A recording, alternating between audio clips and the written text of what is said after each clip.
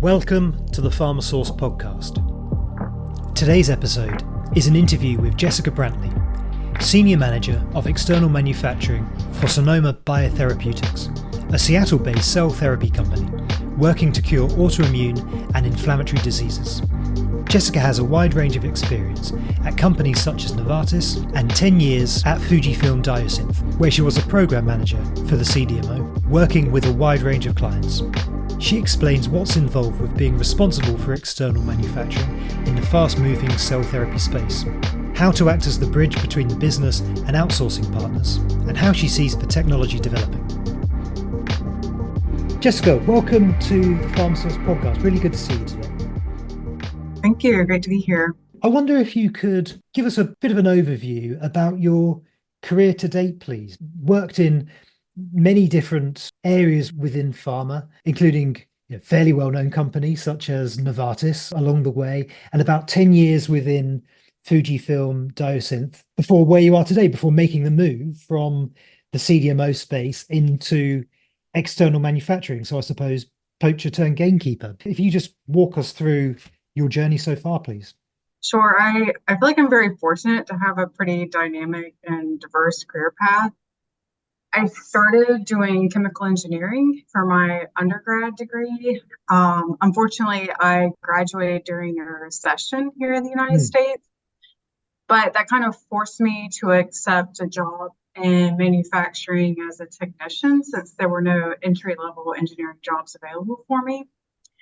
But that definitely, I think, shaped my career path. It taught me a lot about the operational side and on-the-floor manufacturing. But from there, I was able to transition into a compliance role where I learned a lot about deviations, change management, change controls from a manufacturing perspective. Mm-hmm. Following that experience, I transitioned into process engineering, where I was able to learn and specialize in tech transfers, and then eventually worked into commercial manufacturing. So sort of the same thing, but overseeing commercial programs within my company. Following that, I went into program management, which was completely different from what I had been doing from the operational side. But I learned a ton about the business aspect of the company and is able to broaden my business acumen. And then while in that role, I also furthered my education and went back to school for an MBA. I specialized in strategy and consulting. Right.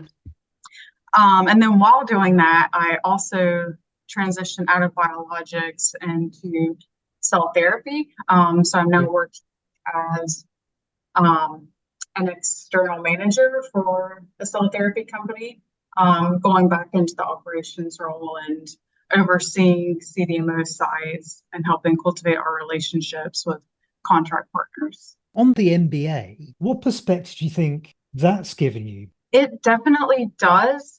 One, it helped give me a different perspective of how other companies and organizations handle their struggles and challenges, but also just getting a broader perspective of how you should address problems and critical thinking within the business. Great. Going back then to when you were at Fujifilm, so your last role there as a program manager. So presumably you'd have to work with lots of people in similar roles to that you're in now, I suppose. It'd be great to sort of understand a bit about what that role was like working within the CDMO, and then how you've managed to transition then to being a client. What are the similarities? What are the differences between the two roles?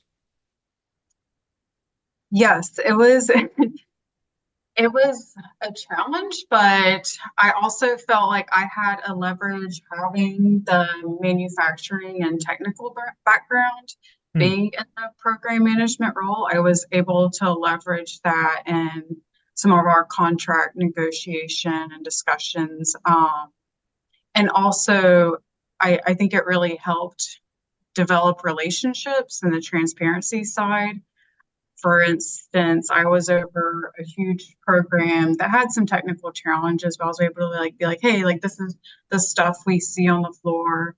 These are some of the nuances that we need your help and collaboration to work through. And at the same time, that's something I've been able to transfer now that I'm on the opposite side doing external manufacturing, helping my company see these are challenges that we're going to probably come against as we're working with contract manufacturers, and some of the issues that we should drive to address internally, and help our partners to work with these contract sites. For Sonoma, then, it'd be great just to understand a bit about the business you're in at the moment. How mature is it as an organization? How many people?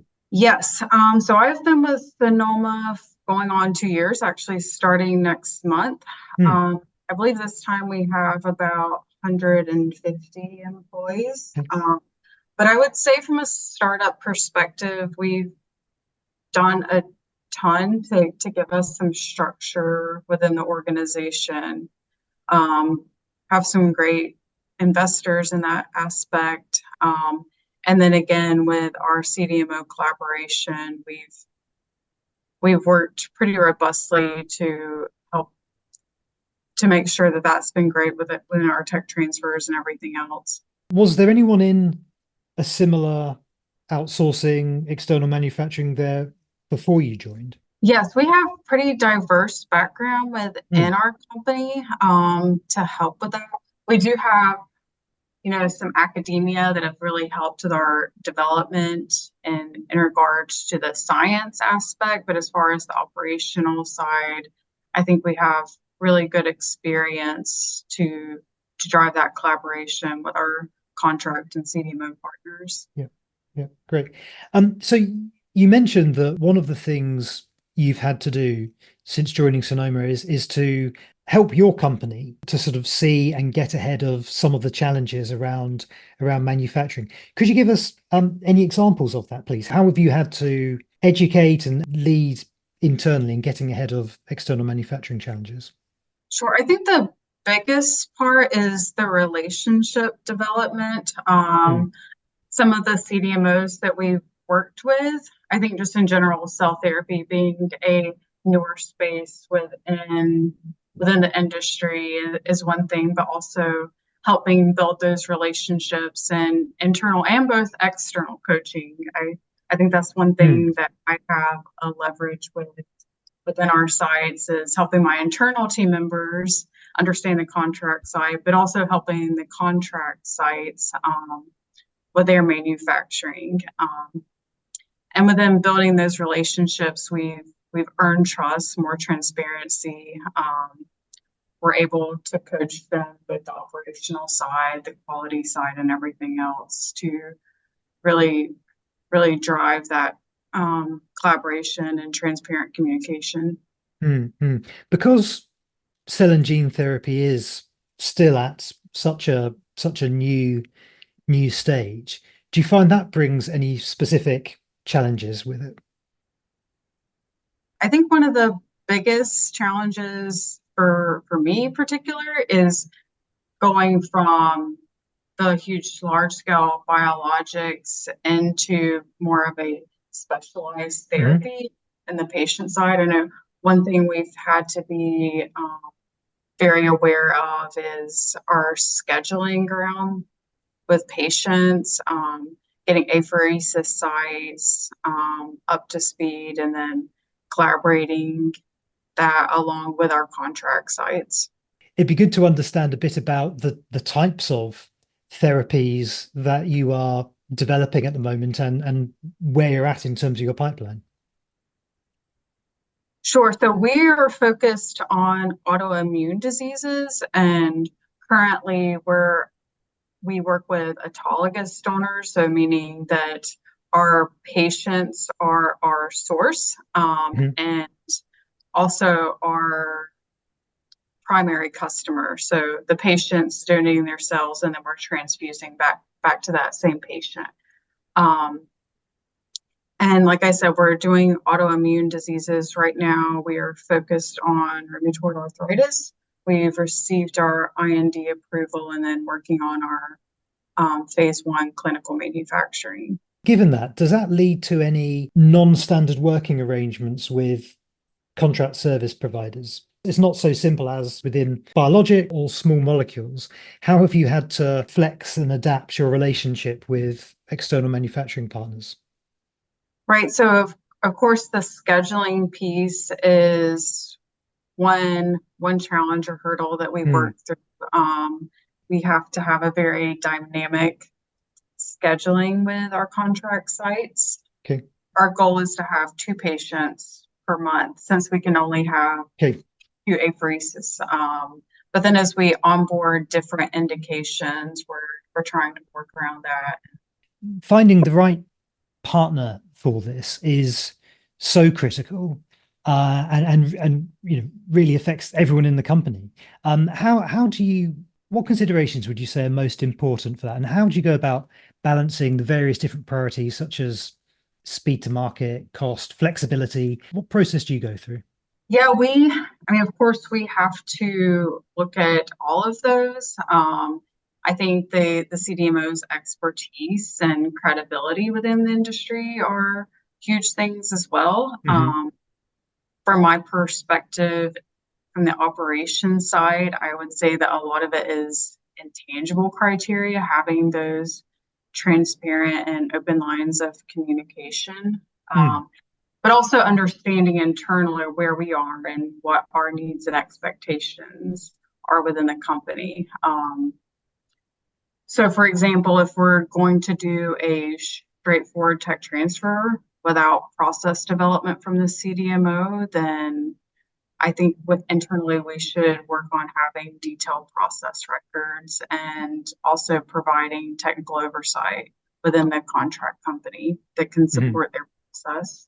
What have you found to be, and given all of your experience working across many, many different companies, particularly, I suppose, when you're at Fujifilm Diosynth, what do you find effective in building really strong and transparent relationships with partners? For me, having early engagement with key stakeholders is one of the biggest things.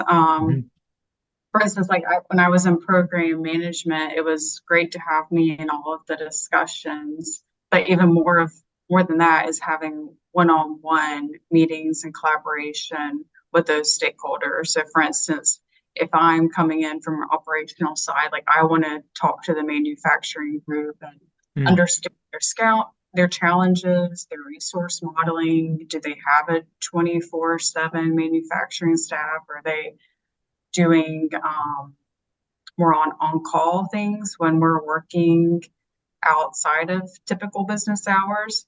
I think having those discussions up front really, really help with the contract, the timeline, and everything else.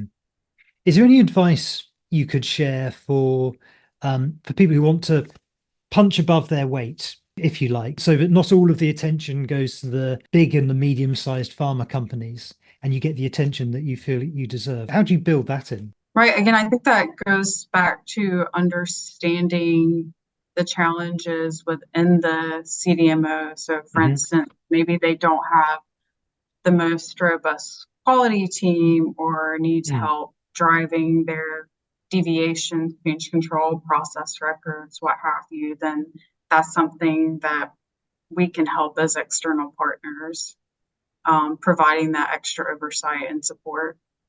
Yeah. So, on quality, is there a particular way that you prefer to operate with a contract manufacturer? I think one is having an upfront quality agreement and being very clear and concise with those expectations. But also, for me, it's really crucial to have an internal quality group that is proficient in quality audits and also providing oversight within our CDMOs. And then the last piece of that is also having them within our operational and technical collaboration so that they understand some of the risk mitigations that we need and how to quickly pivot if needed. doing our process runs. Not everything goes according to plan. How do you go about dealing with any unexpected disruptions, whether that's around supply shortages, in the whole process? Again, I think that really comes down to having a robust mitigation strategy and then also knowing where you are within those regulatory guidelines. So, for instance, if it comes down to supply chain shortages, make sure that you have multiple vendors if needed, and or stockpiles of critical materials. If it comes to a quality decision, I think that also a lot goes with where you are within the organization and what therapies or drugs that you're manufacturing. For instance, when I was in large-scale biotech, we worked with some of the COVID vaccine producers. So all of our supply chain resources, we emphasize the COVID manufacturing over our other therapies or vaccines that we were working on at that time. What strategies do you use to optimize for your supply chain? How does that impact working with your external partners? Sure. So one thing that's very different within cell therapy is location, because we have to be very considerate of our collection sites where we're performing the apheresis of the patients. So especially looking at the CrowdStrike outage that just happened and went down, we try to make sure that our CDMOs are either within driving distance, I mean, that would be optimal, or have direct flights from our collection centers. It's not always possible, but that's a huge thing to consider when you're looking at autologous cell therapy. So there wouldn't be scope really to look at outsourcing to other countries. Is it important that you keep everything close and local? Yes, for where we are now within our industry and phase one. How would you describe the state of cell and gene therapy at the moment in the US? I mean, it's still a very nascent form of therapeutics, but the FDA are approving far more at the moment than they ever have. What's your sense of how the industry is feeling at the moment? Yeah, for me, I'm very excited to be within the industry. I think there's tons of opportunities. We definitely will see, I think we'll see a ton of technological improvements within the next few years. Right now, a lot of our processes are manual, and I think that's where the emphasis needs to be, is getting some of these operations more automated. But once I think that takes off, then the industry is going to grow a ton. Yeah, those processes, are those within the contract manufacturer or within your own team, those automated processes? Currently, all of our operations are contracted out. We do our development work on site, but our manufacturing is contracted out. Sure. So that's where you'd be looking to automate. One thing that's going to really take off as well is electronic documentation and batch records. I've seen that within a few companies. It's still a challenging technology for contract manufacturers, of course, because they're working with various clients. But I think to overcome that, we're going to have to be more flexible and work more diligently up front to help the contract manufacturers. But I think that's going to be a huge trend that will take off within the next few years as well. It'd be good to understand a bit more about Sonoma. I guess in terms of the culture of the company, you're trying to achieve great things rapidly. What's that like as an environment? Great if you could sort of describe the culture of the company, please. Yes, it's a super exciting culture.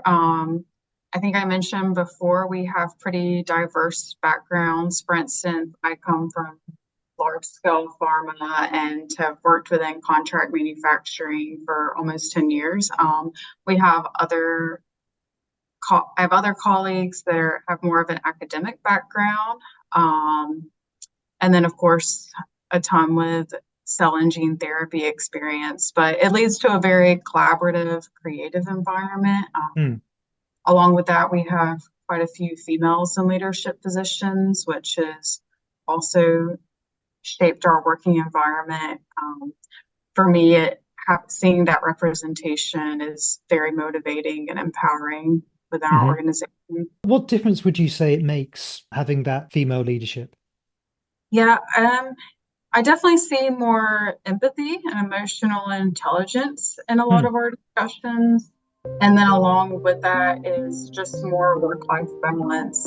I know people are very diligent about not working weekends and holidays, and really taking that time for ourselves. We work hard, but definitely make sure that we enjoy our time away from work as well. Thank you. Jessica, thank you so much for your time today. Really interesting speaking to you. Sure, thank you. To keep up to date with the latest in biopharma outsourcing, sign up to pharmasource.global. Thank you for listening.